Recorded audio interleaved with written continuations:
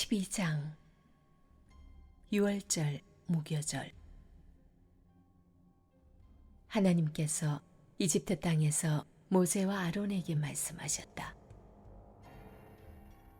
이달은 너희에게 한 해의 첫째 달이 될 것이다. 이스라엘 온 공동체에 전하여라. 이달 10일에 모든 남자가 자기 가족을 위해 어린 양 한 마리를, 집집마다 어린 양 한 마리를 잡으라고 하여라. 가족의 수가 너무 적어서 어린 양 한 마리를 다 먹을 수 없거든 사람 수에 따라 가까운 이웃과 함께 나누어 먹어라. 각 사람이 먹을 양을 잘 계산하여라. 너희의 어린 양은 1년 된 건강한 수컷으로 하되 양이나 염소 가운데서 골라라. 그 양을 이달 14일까지 우리에 넣어두었다가 해가 질 무렵에 잡아라. 이스라엘 온 공동체가 그렇게 하여라. 그런 다음 그 양의 피 얼마를 받아다가 고기를 먹을 집의 두 문기둥과 그 기둥 사이에 놓인 상인방에 발라라.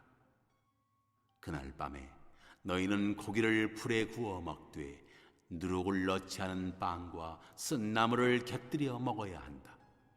날 것으로 먹거나 물에 삶아 먹지 마라. 머리와 다리와 내장 할 것 없이 고기 전체를 구워 먹어라. 그것을 아침까지 남겨두지 말고 남은 것이 있거든 불에 태워버려라. 그것을 먹는 방법은 이러하다. 옷을 차려입고 신을 신고 손에 지팡이를 들고 서둘러 먹어라. 이것이 하나님의 유월절이다. 그날 밤에 내가 이집트 땅을 지나가면서 사람이든 짐승이든 가리지 않고 이집트 땅에 있는 처음 태어난 것을 모두 치고 이집트의 모든 신들을 심판하겠다. 나는 하나님이다. 피는 너희가 살고 있는 집을 가리키는 표적이 될 것이다. 내가 그 피를 보고서 너희를 넘어가겠다. 내가 이집트 땅을 칠 때에 어떤 재앙도 너희를 건드리지 못할 것이다. 이날은 너희에게 기념일이 될 것이니 너희는 이날을 하나님의 절기 곧 대대로 영원히 지켜야 할 절기로 기념하여라. 너희는 7일 동안 누룩을 넣지 않은 빵인 무교병을 먹어라. 첫째 날에 너희는 집에서 누룩을 모두 없애버려라. 첫째 날부터 7째 날까지 누룩을 넣은 빵을 먹는 사람은 누구든지 이스라엘 가운데서 끊어질 것이다. 첫째 날과 7째 날은 거룩하게 구별된 날이니 그 두 날에는 일하지 마라. 각 사람이 먹을 것을 장만하는 일만은 할 수 있다. 무교절을 지켜라. 이는 내가 너희를 이집트 땅에서 일제히 이끌어낸 것을 기념하는 날이다. 너희는 이 날을 대대로 영원히 지켜야 할 절기로 기념하여라. 너희는 첫째 달 14일 저녁부터 21일 저녁까지 누룩을 넣지 않은 빵을 먹어야 한다. 7일 동안은 너희 집안에 누룩의 흔적조차 있어서는 안 된다. 너희를 방문한 사람이든 그 땅에서 태어난 사람이든 누구든지 누룩을 넣은 음식을 먹는 사람은 이스라엘 공동체 가운데서 끊어질 것이다. 누룩을 넣은 음식은 아무것도 먹지 말고 오직 무교병만 먹어야 한다. 모세는 이스라엘의 장로들을 모두 불러 모아 이렇게 말했다. 각자 자기 가족을 위해 어린 양 한 마리를 골라서 유월절 어린 양으로 잡으십시오. 우슬초 한 다발을 가져다가 피를 받은 그릇에 담근 다음 그 피를 두 문기둥과 상인방에 바르십시오. 아침까지 아무도 집 밖으로 나가서는 안 됩니다. 하나님께서 이집트를 치러 지나가실 것입니다. 하나님께서 두 문기둥과 상인방에 바른 피를 보시고 그 문 앞을 넘어가실 것입니다. 파괴하는 자가 여러분의 집으로 들어가 여러분을 쳐서 멸하는 일이 없게 하실 것입니다. 이 말씀을 지키십시오. 이것은 여러분과 여러분의 자녀를 위한 규례이니 영원히 지키십시오. 하나님께서 여러분에게 주시겠다고 약속하신 땅에 들어가거든 여러분은 이것을 지켜 행하십시오.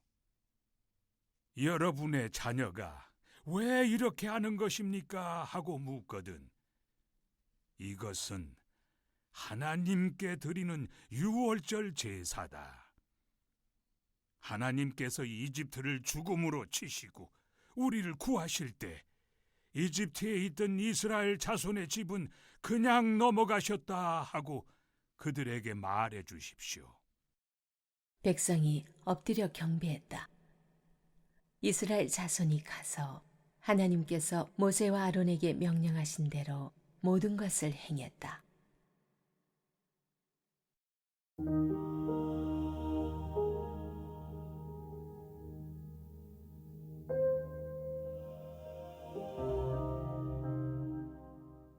이스라엘이 이집트를 떠나다. 한밤중에 하나님께서 왕좌에 앉은 바로의 맏아들에서부터 감옥에 갇힌 죄수의 맏아들에 이르기까지 이스라엘 땅의 모든 맏아들을 치셨다. 짐승에 처음 태어난 새끼도 치셨다. 그날 밤에 바로는 물론이고 그의 신하들과 모든 이집트 사람들이 깨어 일어났다. 거친 통곡의 소리가 이집트를 덮었다. 초상을 당하지 않은 집이 한 집도 없었다. 바로가 그 밤에 모세와 아론을 불러들여 말했다. 너희와 너희 이스라엘 자손은 이 땅에서 썩 나가 너희 뜻대로 하여라. 너희가 바라던 대로 가서 하나님을 예배하여라. 너희가 요구하던 대로 너희 양떼와 소떼도 데리고 가거라. 그리고 나를 위해 복을 빌어다오. 이집트 사람들은 이스라엘 자손을 속히 내쫓고 싶었다. 그들은 우리가 다 죽게 되었다고 하면서 이스라엘 자손에게 서둘러 떠나라고 재촉했다. 이스라엘 백성은 부풀지 않은 빵 반죽 덩어리를 그릇에 담아 외투에 싸서 어깨에 둘러맸다. 이스라엘 자손은 모세가 일러준 대로 행하여 이집트 사람들에게 은부치와 금부치와 옷가지들을 요구했다. 하나님께서 이집트 사람들이 이스라엘 자손을 선대하게 해주셔서 이스라엘 자손이 요구하는 대로 기꺼이 내주게 하셨다.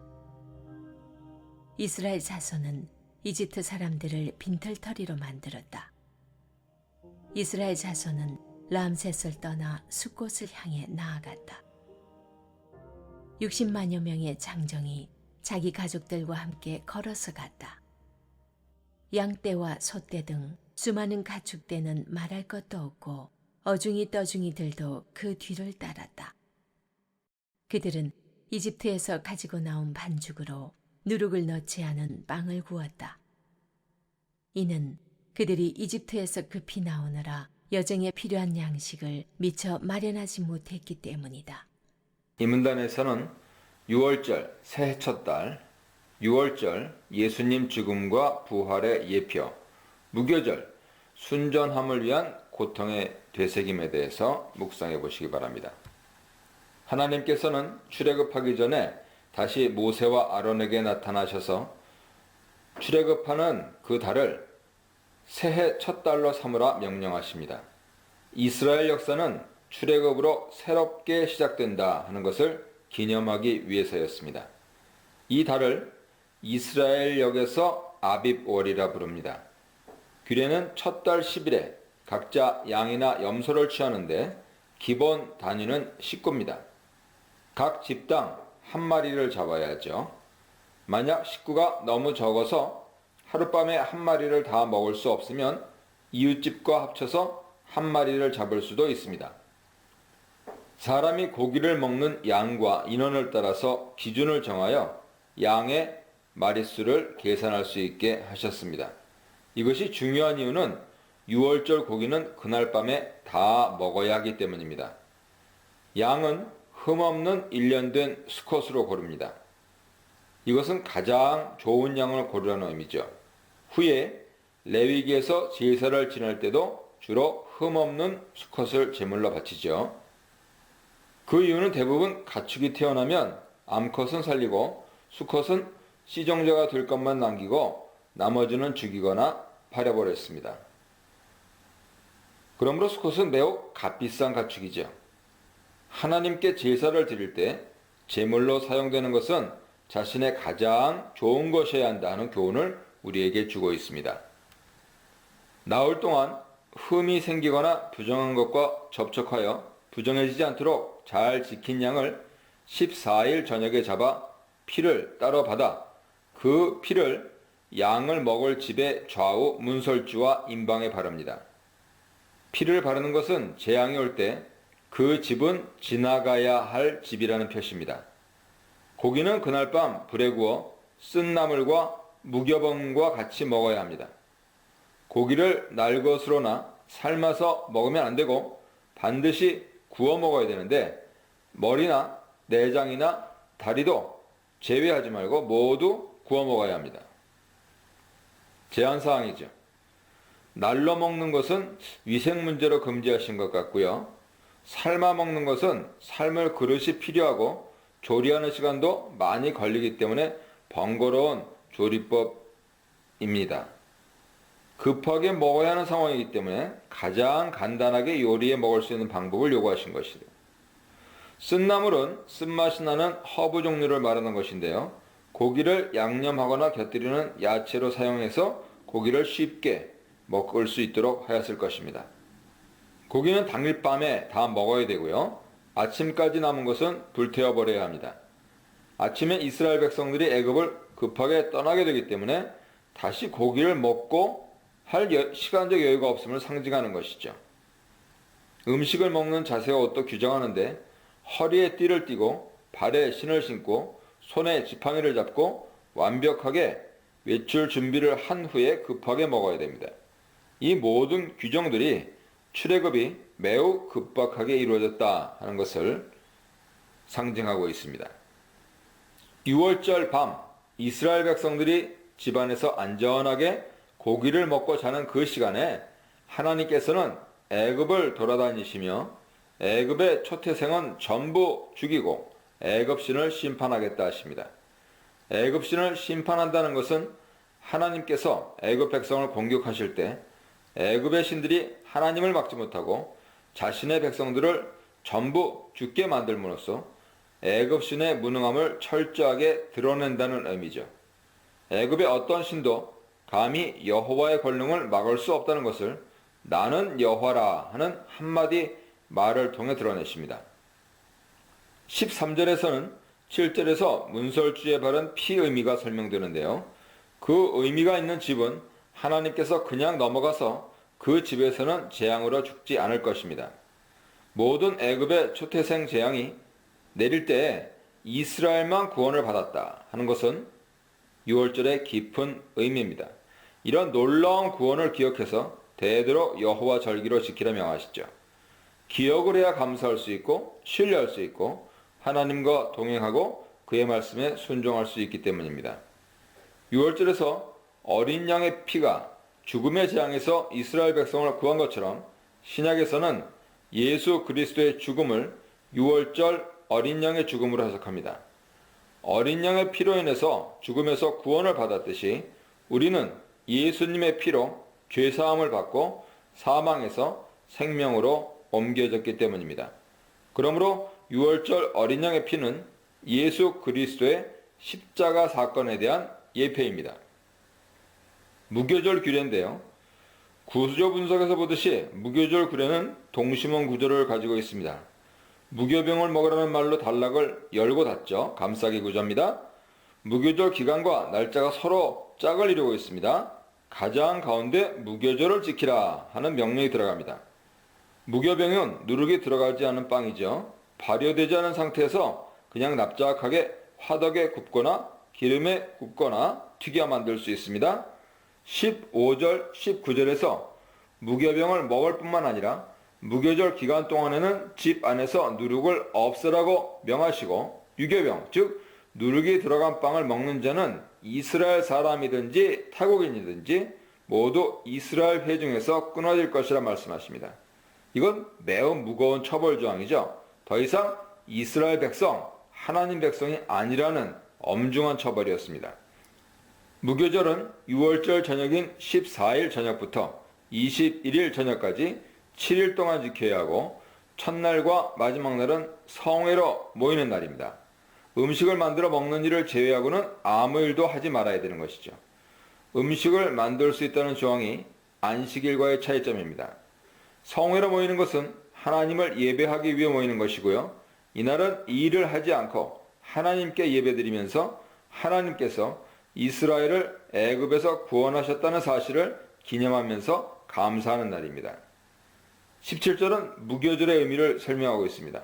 무교절은 하나님께서 이스라엘, 즉 너희 군대를 애굽에서 이끌어내신 날을 기념하는 절기로 6월절처럼 대대로 지키라 명하십니다.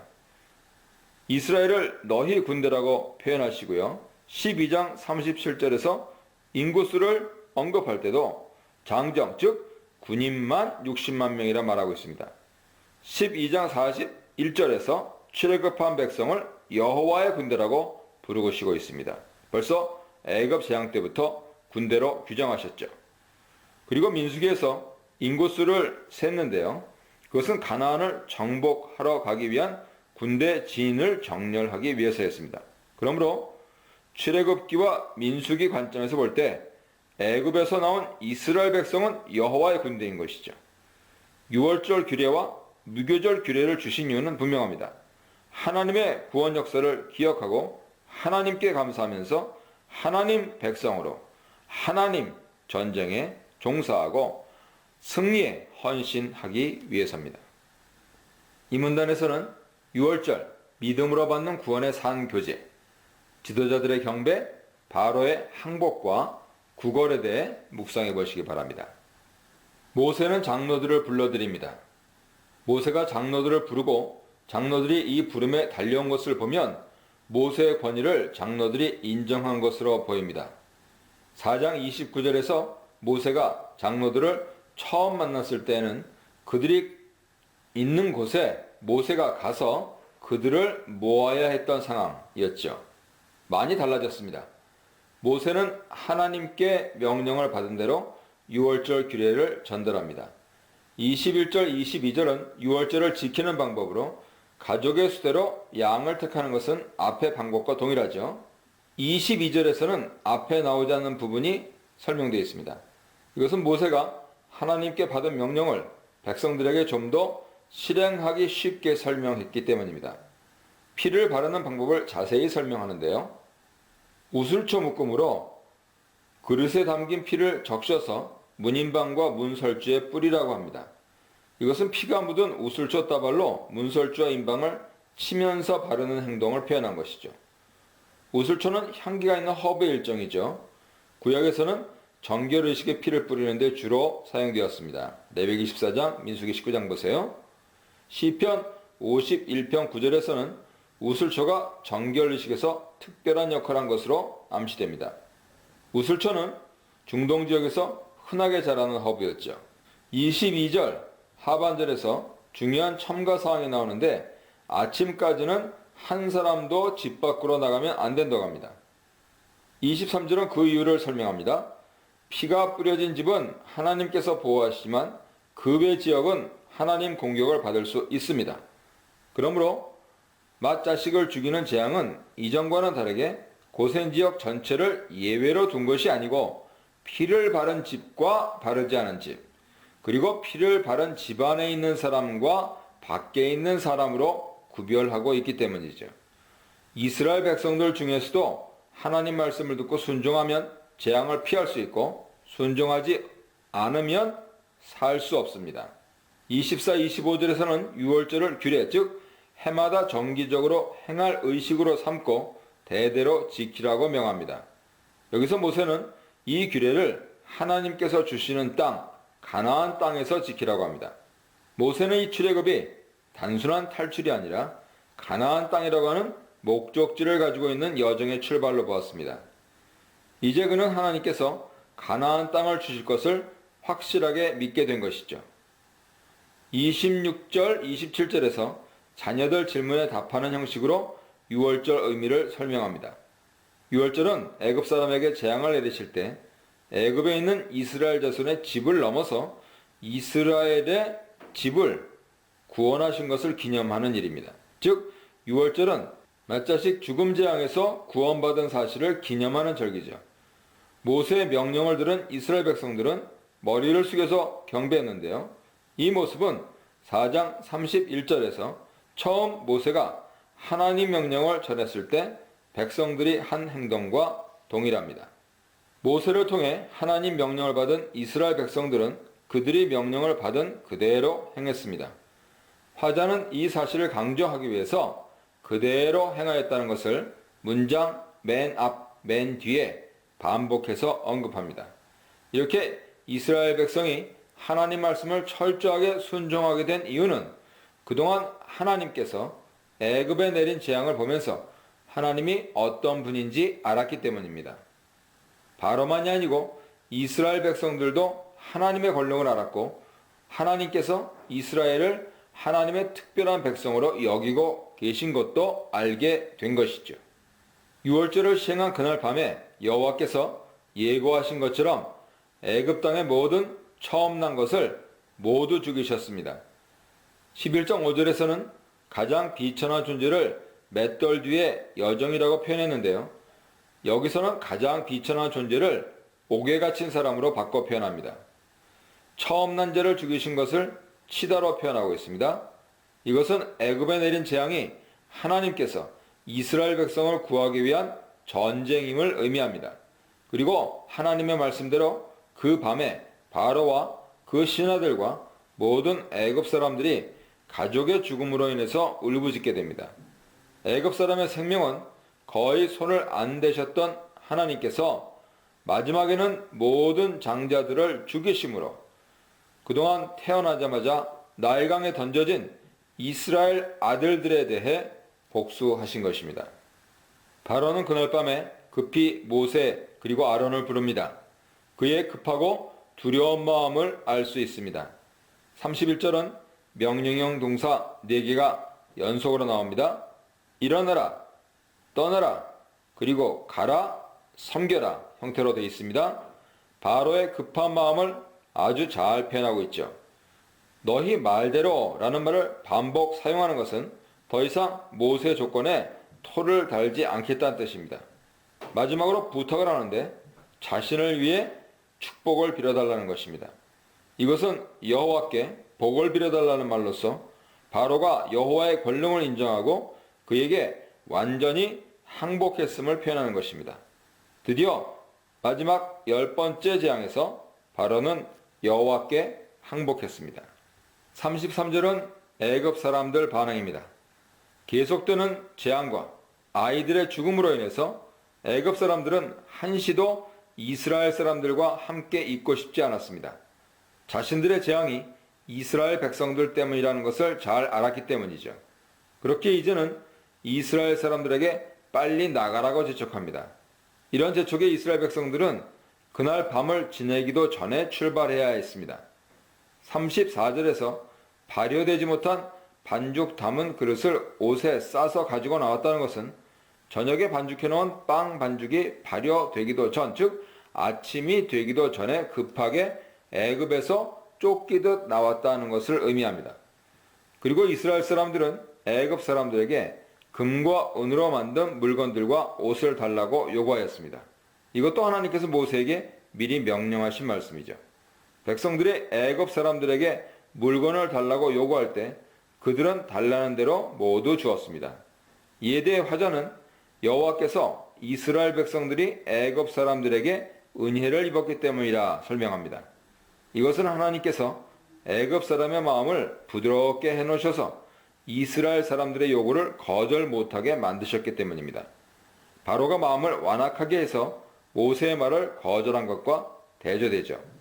이렇게 이스라엘 백성들은 전쟁에서 승리한 전리품, 그동안 수고한 보상금을 얻어 당당하게 애굽에서 나오게 되었습니다.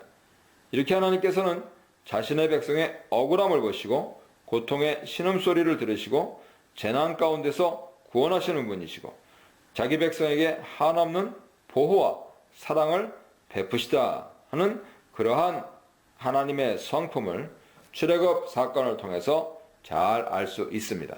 이 문단에서는 람세데스의 출발, 자유, 애굽에서의 떠남, 자유, 할례, 자유 백성됨에 대해 묵상해 보시기 바랍니다. 이스라엘 자손은 자신이 거주하던 람셋을 출발해서 숫곳으로 갑니다. 지리적으로 람셋 위치하고 숫곳의 위치가 어딘지는 정확하게 알기 어렵습니다. 람셋은 아마 이스라엘 백성들이 살던 비옥한 삼각주 한 지역인 고센 땅 어느 지역이었을 것으로 추측할 뿐입니다. 숫곳도 삼각주에서 동쪽으로 향하는 빠른 길이 어딘가 있었던 장소로 추측합니다. 학자들에 따라서 대략 삼각주에서 하룻길 정도 거리에 있던 장소로 보기도 합니다.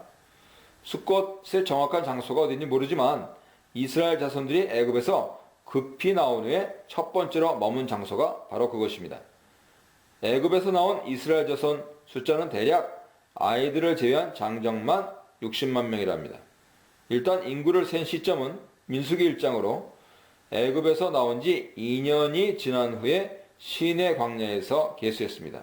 허자는 민수기에서 계수한 숫자를 여기서 미리 밝히고 있습니다. 보행하는 장정이라는 표현은 일반적으로 보병을 의미하는 것인데요.